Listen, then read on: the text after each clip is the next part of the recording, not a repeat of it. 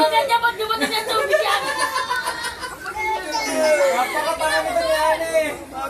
Mama, di mama. Napabuhat mo nga. Daling sinausap mo. Si mami. Ano sabi ni mami? Ewan ko. Eh, hindi na sinasagot yung cellphone eh. Sarap daw. Pa kami. Kasi doon ang kapantay na ako nito. Ginawa ko. Doon na lang ako sasakay sa isa para mas safe. Bakit hindi pa dyan safe? Yan!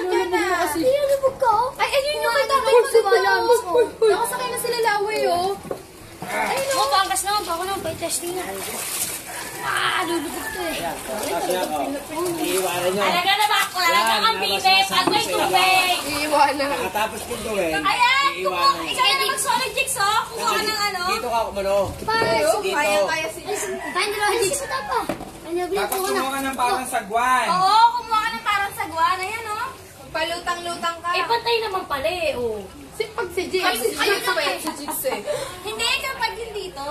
Kasi ang tinatanong natin na kung kaya daw siya.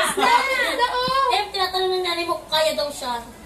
O, tiba-tiba po yan. Eh, wala tayong isda. Ayun, ang dami. Luto natin. Dapat dito yung ano. Yabang yun naman, Jess. Bakit? Iluluto nga natin. Gusto ko na sabihin mayabang.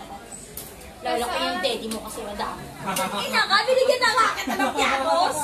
Lalak yung daddy mo. MMB